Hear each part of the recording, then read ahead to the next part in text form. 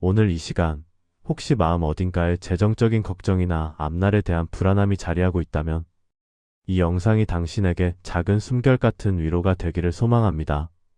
오늘 우리는 하나님이 우리의 필요를 어떻게 채우시는지, 재정과 삶의 풍요를 어떻게 약속하시는지 그 진리를 담고 있는 4가지 말씀을 함께 묵상하려 합니다.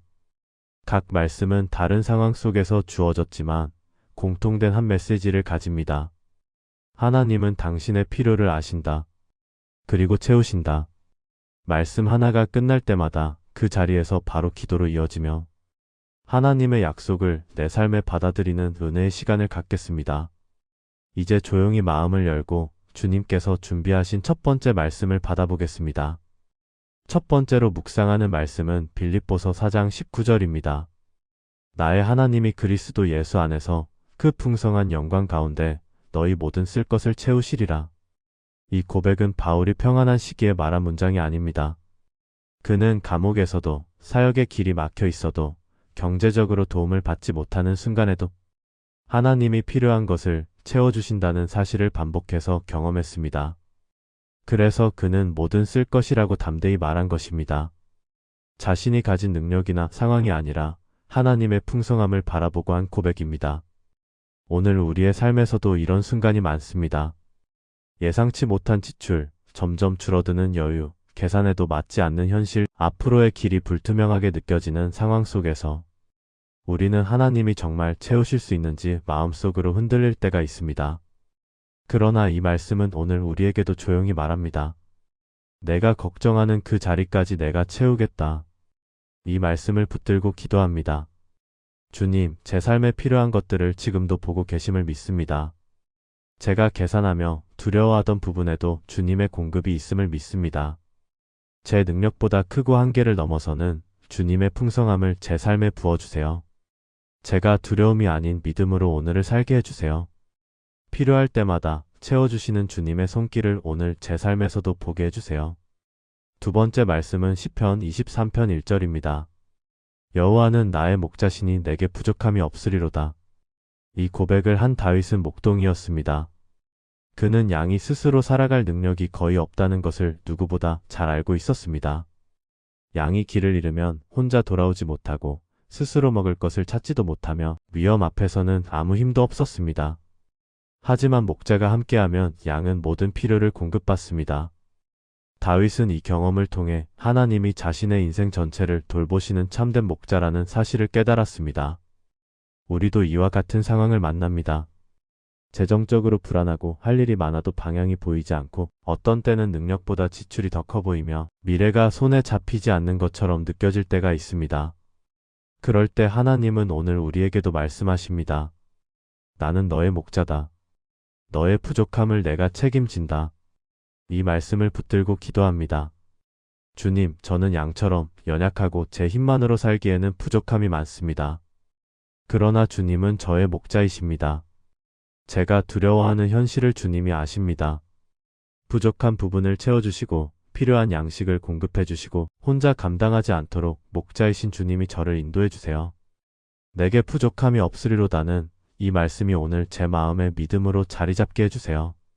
세 번째 말씀은 마태복음 6장 26절입니다. 공중의 새를 보라.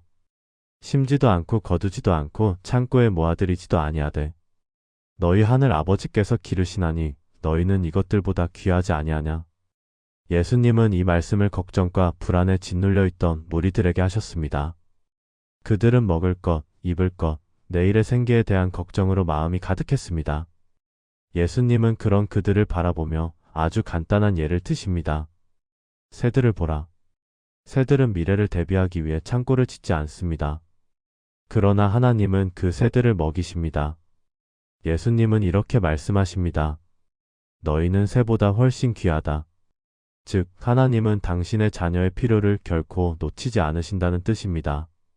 우리 역시 오늘 비슷한 걱정을 합니다. 내일의 직장, 다음 달의 지출, 불안정한 상황, 예기치 못한 부담. 이 말씀은 우리의 고민을 이렇게 다독입니다. 내가 걱정하는 것보다 내가 너를 더 잘 돌본다. 이 말씀을 붙들고 기도합니다. 주님, 제가 걱정했던 많은 것들이 사실은 주님께 맡겨야 할 부분이었습니다. 제가 새보다 귀하다는 주님의 말씀을 믿습니다. 내일을 두려워하지 않고 오늘을 주님께 맡기게 해주세요. 저의 필요를 채우시는 주님의 손길을 믿게 하시고 걱정보다는 신뢰를 선택하게 해주세요. 네 번째 말씀은 말라기 3장 10절입니다. 만군의 여호와가 이르노라 내가 하늘 문을 열고 너희에게 복을 쌓을 곳이 없도록 부어주리라. 이 말씀은 경제적으로 매우 어려웠던 시대에 주어진 약속이었습니다. 이스라엘은 농사가 잘 되지 않았고 수확은 줄어들었고 하루하루가 생계 걱정으로 가득 찼습니다. 그때 하나님은 믿음의 순종을 요구하시며 하늘 문을 내가 연다고 선언하셨습니다. 그 어떤 사람도 열 수 없는 그 문을 하나님이 직접 여시겠다는 뜻입니다. 우리도 지금 닫힌 문을 바라보고 있을 때가 많습니다. 수입의 문, 기회의 문, 관계의 문, 안정의 문이 막혀 있는 듯 보일 때 하나님은 오늘도 동일하게 말씀하십니다. 너는 문을 두드리고 그 문은 내가 연다. 이 말씀으로 기도합니다. 주님, 제가 열지 못하는 문을 주님이 열어주세요. 막힌 길을 열어주시고 닫힌 기회를 다시 열어주시고 제 삶에 필요한 자원을 보내주시고 감당할 힘을 채워주세요. 하늘 문이 열리는 은혜를 제 삶에서 보게 해주시고 주님이 주시는 풍성함으로 살게 해주세요. 이제 네 가지 말씀을 지나며 자연스럽게 한 가지 진리가 마음에 깊이 새겨집니다.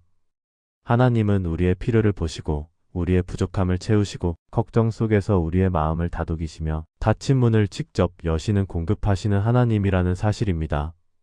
우리가 재정적인 문제로 지칠 때도, 내일이 불안하여 밤에 잠을 이루지 못할 때도, 계산이 맞지 않아 마음이 무너질 때도 하나님은 그 자리에 가까이 오십니다. 이제 네 가지 말씀을 품고 마무리 기도로 나아갑니다. 주님, 오늘 네 가지 말씀을 통해 주님의 공급하심과 돌보심을 다시 보게 하시니 감사합니다. 저는 작은 일에도 흔들리고 내 힘만으로 감당하려다 지칠 때가 많습니다. 하지만 오늘 말씀을 통해 주님이 제 필요를 아시고 제 부족함을 채우시고 닫힌 문을 여시며 내일을 책임지시는 분임을 믿습니다. 주님, 제 삶의 재정적인 부분을 주님께 맡깁니다. 필요한 것을 채워주시고 지혜를 주시고 일할 힘과 기회를 주옵소서. 걱정보다는 믿음을, 두려움보다는 평안을 허락해 주세요. 저의 오늘과 내일이 주님의 손안에 있음을 믿습니다. 예수님의 이름으로 기도드립니다. 아멘. 이 영상이 마음에 닿았다면 댓글에 아멘이라고 남겨주세요. 그 고백 위에 하나님께서 일하실 줄 믿습니다. 구독과 좋아요를 눌러주시면 더 많은 분들이 주님의 공급하심과 위로를 함께 누릴 수 있습니다. 주님의 평안이 오늘 당신의 마음에 충만하기를 축복합니다.